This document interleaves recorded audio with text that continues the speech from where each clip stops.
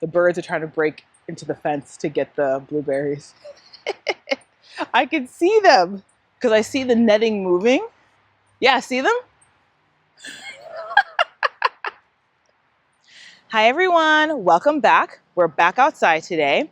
If you're new here, my name's Alyssa and I garden in Zone 7B in New York, and this is Growing Wilder. On this channel, we focus on making our gardens and our landscape more beautiful while also trying to incorporate more and more native plantings to make things a little bit wilder and better for all of us as well as all of the wildlife. Today, we're going to be doing the June garden tour. And as usual, we're starting out here in the front yard. Again, just as a reminder for everybody, this is north facing. It's a little bit overcast today, which is kind of nice because we're just finally breaking that heat wave, at least over here. I don't know if the rest of you are still experiencing it, but it's a little bit cooler today, so I figured let's get outside and do the garden tour. Okay, so briefly in the front garden bed, not so much going on in the height of summer here. We have the hostas that you can see are starting to bloom, some of them. We have these cute little coreopsis that are just starting to bloom. There's another patch of it on this side. I think I divided it at one point. I don't think they're thriving as well as they used to, but still cute, adds a little bit of color. And then we have the stone crop here, which is getting nice and big. So looking pretty good back here. Just kind of mostly green foliage back here in the front garden bed in the summer. All right. Now in the newest garden bed, this is the soft landing native planting under the oak tree. And if you haven't seen that video, check it out. You'll see me putting this whole thing together this year. But the plants that we put in, the plugs, are definitely starting to grow up. I think they've benefited from all the rain that we've had and now just a touch of the heat. You can see, you know, the yarrow, the great blue lobelia, the zigzag goldenrod. Everybody's kind of growing up. So they're doing pretty well. And this is the first year.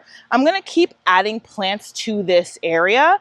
And I did sprinkle some wildflower seeds. I don't know how well those are doing. I do see some little plants coming up, but I'm leaving them to see what they become, if they maybe become some wildflowers. But like I said in that video, that really wasn't the right time of year to be throwing those seeds down. But we'll see. But so far, I'm pretty happy with what this looks like. Okay, so now if we go over to the other side of the front yard, the biggest change is that the butterfly bush is now in full bloom. And I gotta say, I love the color of this butterfly bush. It's nice and pink. It's just really pretty. The one thing, though, I have to say about butterfly bush, while it's beautiful and I will probably continue to have them in my gardens, they aren't really the best pollinator plant. They're not a native plant to Northeast United States. And when I compare this plant to some of the other plants that we have, the pollinators will stop by every once in a while, but they really, despite its name, I see a lot more butterflies and bumblebees and everything on something like the catmint that we have in the back. So while if you really love this plant, and I do like the look of it, and it does attract some pollinators, I do see butterflies and bees, if you are strictly looking for something that's going to be a powerhouse for pollinators, this isn't it.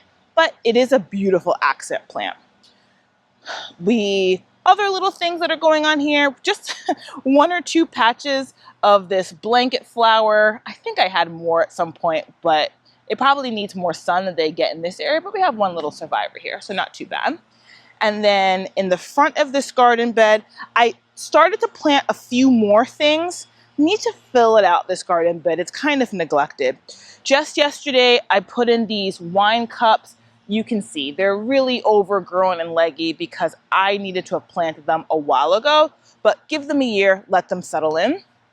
And then I also planted, you can barely tell, but over here I planted some smooth blue aster, again, just yesterday. So hopefully that'll start to help fill out this area. And then in the front here, we just have some phlox. And that's pretty much it for this side of the lawn. Now we'll go over to the other side. Okay, on the other side, we have the hydrangea that is just starting to bud up. So I'm very excited about that. And My cosmos, I think, are looking pretty good this year, actually. I need to deadhead some a bit more. I'll get out here at some point and do that, but I really like how the cosmos are doing. Now, my ranunculus that I had in these white pots didn't do so hot. I'm pretty sure I put them out a little bit too late. They did bloom, but not great. So I would say maybe this was a little bit of a failed experiment with these ranunculus. So I might take these out and put in some more annuals, maybe something that has a bit more of a spiller kind of effect in the next day or two. But we tried. I do like the white pots, but I think this wasn't, I just didn't put them out at the right time. All right, let's go to the side path now. Okay, so starting out on the side path, the Princess Anne rose, again, I'll try and insert in picture, had beautiful, beautiful blooms, smelled so good. Needs a little bit more deadheading, but also starting to get some buds, so it'll rebloom later on in the season. You can see my carpet of lamium, love it, and I love these cute little like purpley pink flowers that they make. This, I think, really do think is my favorite ground cover. Then other things we have going on back here, I think, I'm not 100% sure, this, I think, oh yeah, you know what? This is iris that I planted last year. I don't think this crop bloomed this year though. Some of the other iris did bloom, but I don't think this section did. But it's looking nice and strappy green, so hopefully next year we'll get some blooms.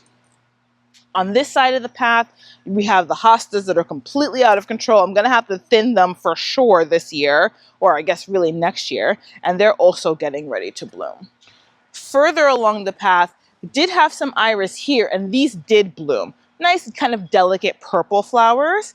And what is in bloom right now are my stock. Some of the purple stock, oh, and we got a yellow one actually now today. It wasn't in bloom yesterday, are coming up. So I'm pretty happy about the stock. You can see this heuchera looks like it got a little bit scorched. Like I said, we are just coming out of the heat wave, so I think this one got a little bit too toasty, but it'll bounce back. That one too got a little bit scorched, but it's okay.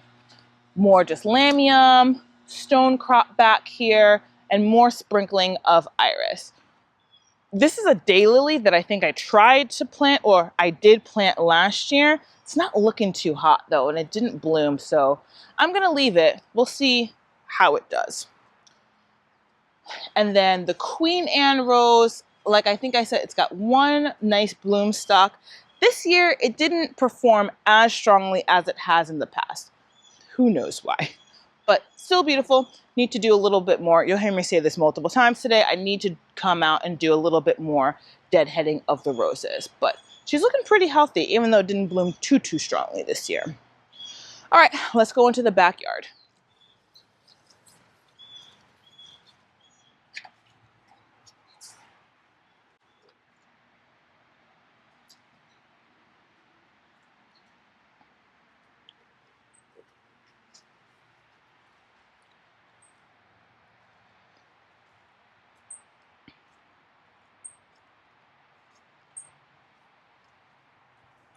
So now we're in the backside path, which, as I've said before, might be my favorite part of the garden. So first starting out with this crepe myrtle, you can see, I mean, I'm gonna have to cut it back again or do something with these branches, but I don't have the heart to do it right now. But this will be blooming again, probably later in the summer. I know, I feel like there's one tiny bloom up there. Just one. Oh, there's a few. Oh my God, I didn't even notice. So it started blooming a little bit. Okay, but it'll get much more blooms later on in the summer. Then down here, just some annuals. I have the purple heliotrope and then some just yellow kind of sunflowers, just for some annual color down here. Then we have the first planter box. Again, this is the Proven Winners Supertunia Vista Bubblegum. I almost have to stop putting this guy in a pot. I think I have 3 of them here, and I mean, you can just see, just spilling over. I haven't fertilized this since I planted them. We just water them when they need it, and that's it. I mean, you can see how full this gets. So I think overall I like how these planter boxes look, but you'll see when we get to the other two, I do feel like I'm missing some height from them. So I think next year I might try things that get a little bit taller and spikier, although this one has a few. I feel again though that whenever I try and put geraniums in with any of the Super Tunia Vistas, they just kind of get lost. Even though I do like the geraniums, I think I need to use them in a different application. But overall, I like the planter boxes. Like I said, the annuals are a nice little bit of jewelry in the garden. So I like the little bit of bright, constant color that they give you with the backdrop of the perennials. So a perennial that's new to me this year, because I just planted it, is the Anise Hyssop. These tall, spiky purple blooms, which I really, really like. Again, I really like purple, so I think that's partly why I like these. But I like the height that they give, and the pollinators really seem to like them. So I'm pretty happy with them overall, honestly. I have a few dotted around, and I planted a few more this year, so hopefully next year we'll get a little bit more of this nice, tall, spiky purple flower.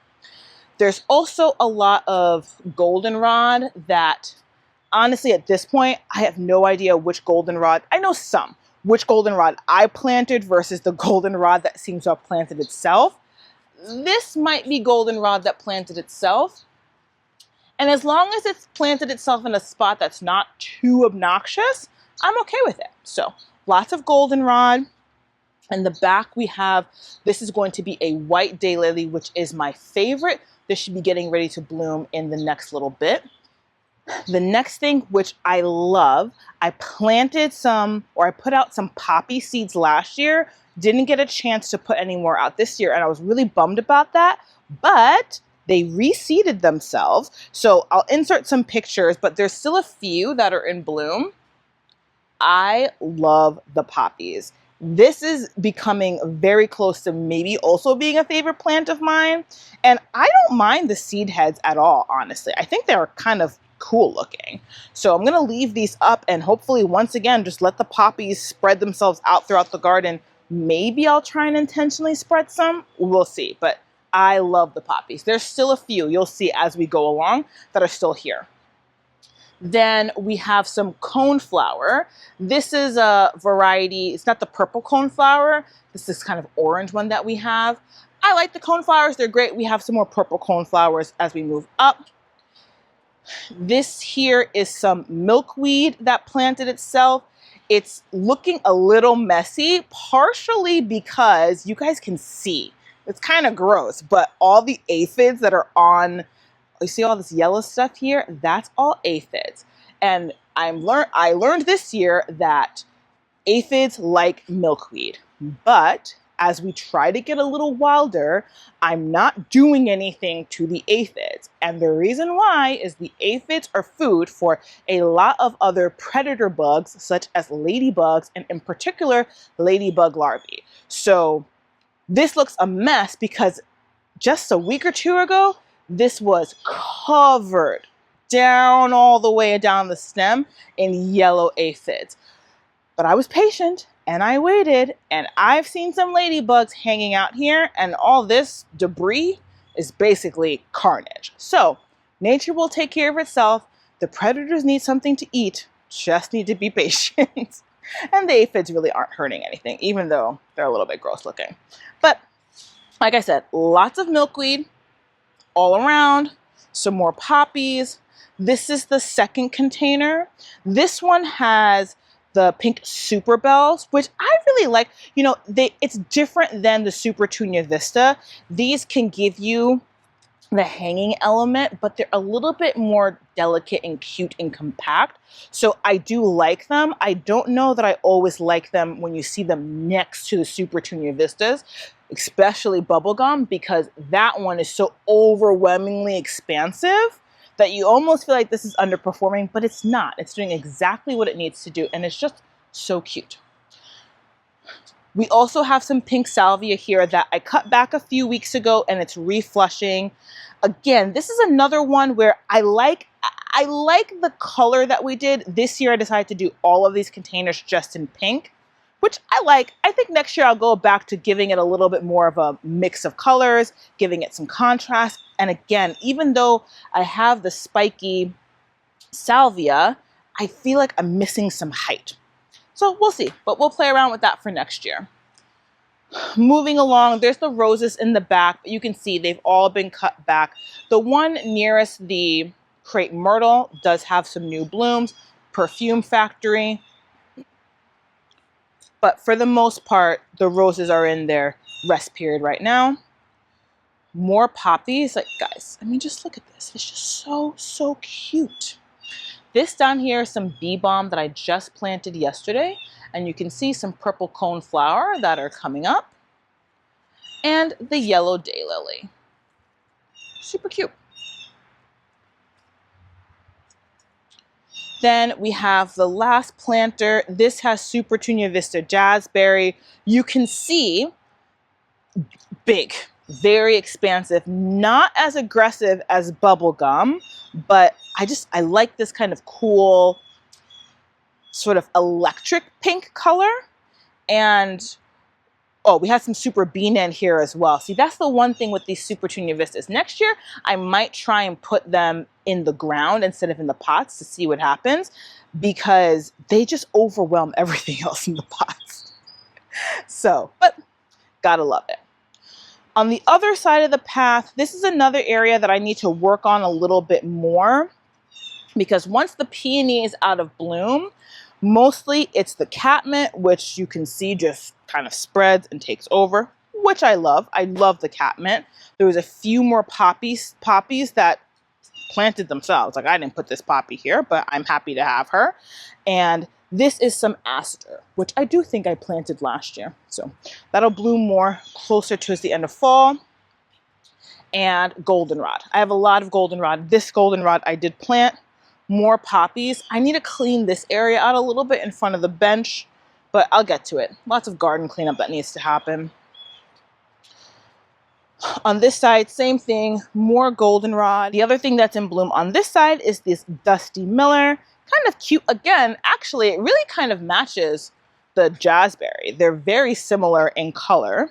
These I got from my aunt and put different clumps around, but they've also been slowly spreading themselves around. Back on this side, oh, guys, nature is so wild. So this milkweed was not in bloom yesterday, but it's in bloom today, and it's a completely different color than the other milkweed. It's kind of a yellow, kind of like butter color cream. I really like that. I don't remember that from last year for some reason, but it looks really good and buzzing with pollinators. The pink that you can see down here is some yarrow. There was one here. I transplanted another one in the back, and I had transplanted two.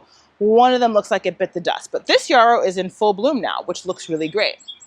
The scraggly plants that you kind of see in the back is I planted some more anise hyssop, as well as some purple coneflower in the back here, but I just planted those a week ago, so nothing really much going on there.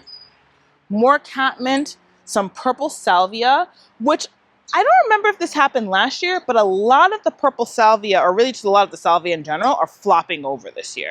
I don't know if I need to divide them or cut it back. If anybody knows why that might be happening, let me know. Lots of flopping over. Then back here, oh, it doesn't have it today. This is a daylily or two daylilies that I planted last year, and they have a kind of a purplish color. One was in bloom yesterday, but I guess we missed it for today. And then these, again, scraggly kind of looking plants, but that's because I just planted them a week or two ago. We have some ironweed, which will be a dark purple color, and then there's some black-eyed Susans that I finally managed to get in the ground. So trying to fill out more and more of the space.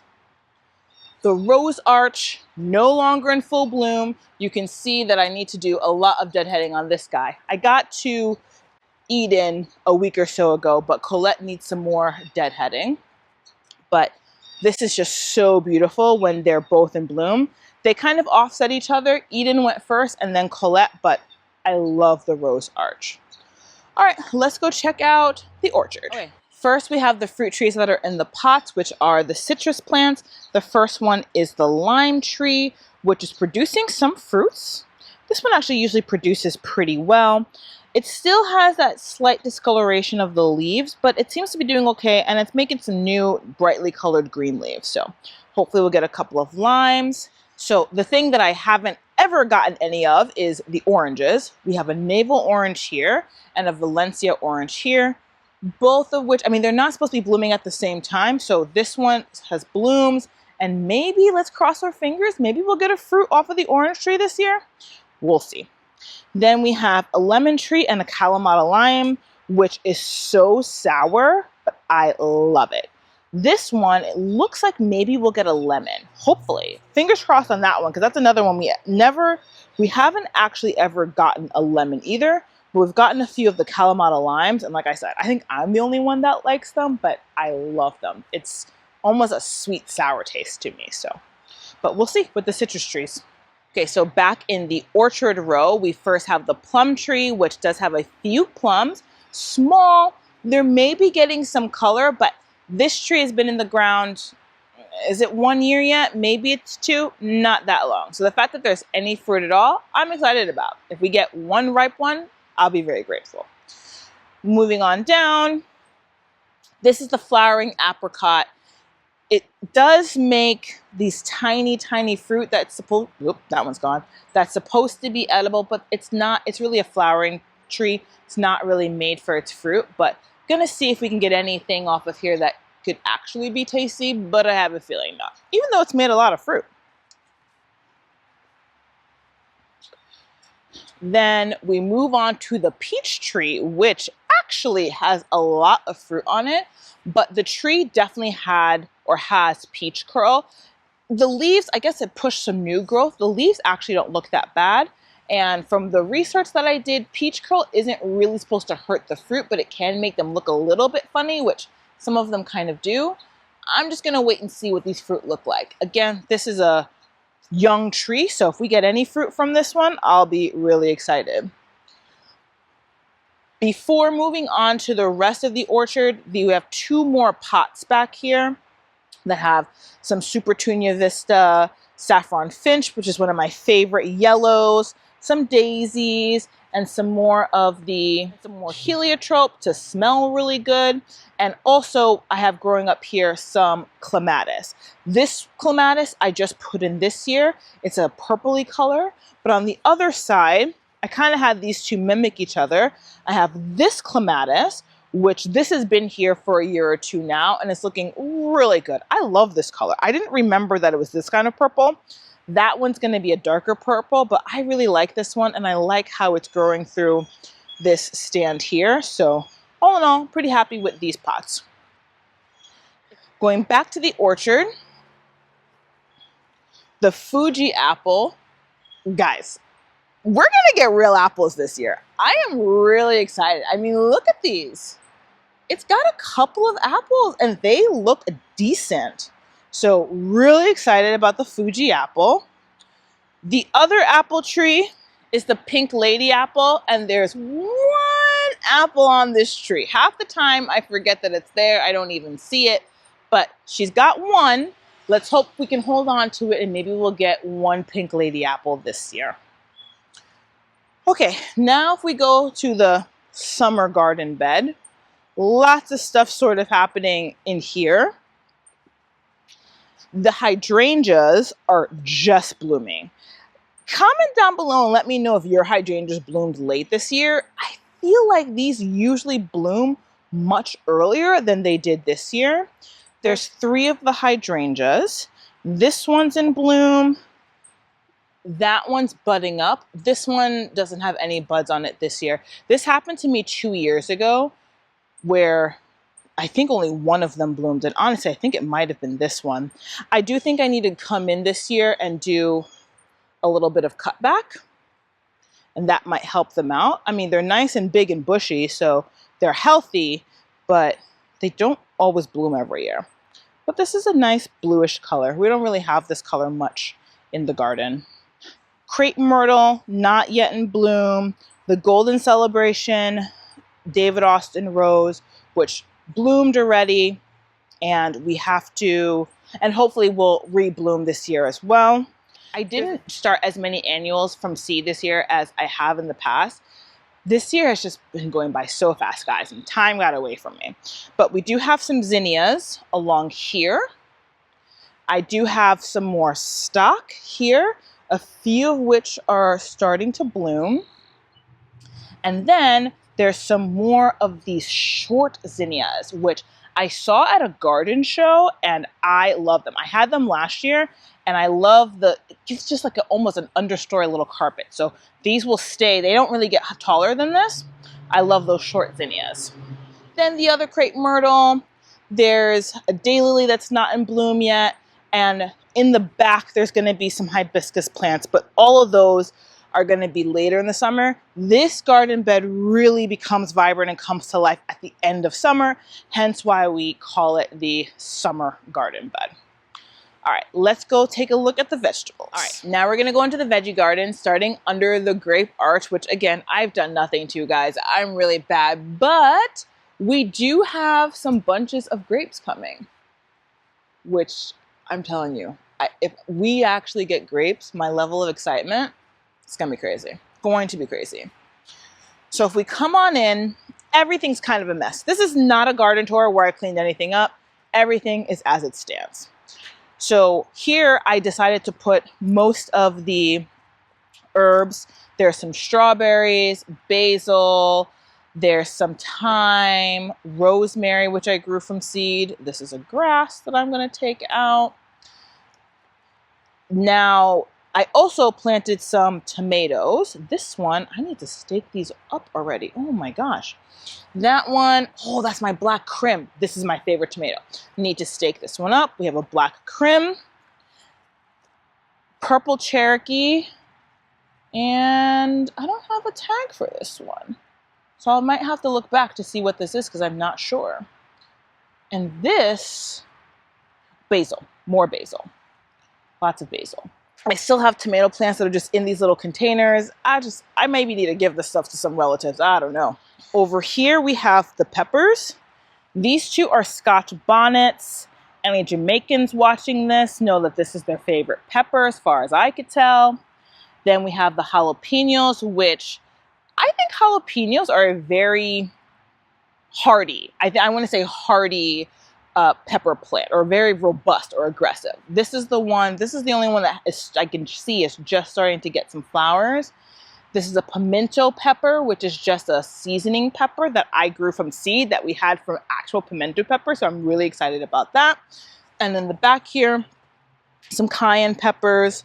There's also some strawberries here, which I don't know if you guys would have seen that video yet. This used to be all strawberries, and then I came and wreaked havoc on these strawberries. So if that video is not up yet, it will be soon. But right now, this is peppers and strawberries, which, like I said in that video, strawberries are not good companion plants for peppers or tomatoes. Watch what I do. Do not do what I do. The cherry tree had some cherries, but it dropped most of the fruit. I think the birds got a couple of them. There was a few that did ripen, and I think the birds got a few. I took one or two, but they weren't really ripe, so they weren't sweet. But I think next year, based on how it did this year, I think next year we're gonna get some good fruit from this tree. In the center bed, we have the garlic, which I have been saying I need to come back here and cut up all these garlic scapes. The garlic is getting ready. It's almost time, probably in the next 2-3 weeks, that I will be pulling up the garlic. You can see the outer leaves are starting to turn brown. That's how you know the garlic is getting ready. But I'm gonna leave them in the ground for just a little bit longer, see how they do. There's some more tomatoes here, which, oh my gosh, again, I need to stake up. I'm telling you guys, I think because of the heat, things really took off. So I need to come back here and do a little bit of staking. So there's a couple more tomatoes. Really the cherry tomatoes, I think, are the ones that I put in here. Cherry bomb, some golden, which one is it? Sun gold tomatoes as well, which I love. I think that's my favorite little cherry tomato. And then the cucumbers, which again, you can see I need to again put even more stakes up for it, but we're getting a few little cucumber plants, which I love and I'm very excited about. This one has completely broken, oh my gosh, this one has broken out of its cage. The reason why it's doing that though is because the cherry tree is giving it too much shade. So it's trying to lean towards the sun. Maybe I'll let it do what it wants to do.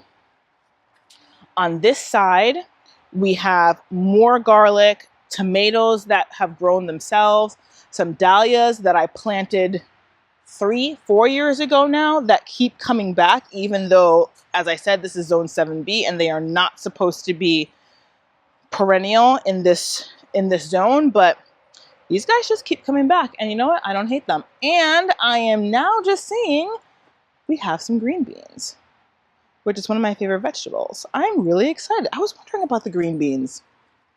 Yes. Okay, we have some green beans. We have these purple snap peas. I don't actually like these as much as I like green beans, but they're pretty. So I plant them sometimes anyway. So yeah, and here, like I said, mostly garlic, a few tomatoes that grew themselves. Oh, and squash. This is going to become really chaotic really quickly because the squash, I don't even know where they're going anymore, but this is how I garden. It's complete chaos. It is what it is. The summer garden always gets really chaotic. More garlic back here. More tomatoes that are growing themselves. I'm gonna have to take out some of these tomatoes. I mean, this is crazy, but I leave them alone for now. I do have some Amish paste tomatoes in here. Look how tall these garlic scapes are. I mean, this is crazy. I need to cut these off. I am not going to cut this one off. This might be a mistake, but this one, for whatever reason, is ahead of everybody else and has started to flower. And I've actually never seen this before, so I said, I'm just gonna leave this one alone just to see. Let's see what it smells like, guys. Kind of smells like onion. No, it does. It smells like onion and garlic. Kind of interesting. It reminds me of cooking. Not a pretty flower smell, but like somebody's cooking you a good dinner. And then lastly, we have some blueberries that are under the netting here, and you can actually see we have some that are ripe. Now, as I was filming this video, however, I realized, because I saw the netting jumping up and down, a bird managed to get its way in here. So I'm wondering if we have fewer blueberries than we did, because who knows how long that little bird was in here for. But there's still some ripe ones, so I'm gonna have to pick these today, I think, so that I get to enjoy some blueberries and not just the song sparrows. Okay guys, that's it for today's garden tour. Thank you for coming along. As you can see, my garden is definitely a little wild, but that's the way I like it. So I hope everyone's enjoying their summer. I hope you're staying cool, beating this heat, but especially I hope you get a chance to get outside and enjoy your garden. Until next time, guys, bye.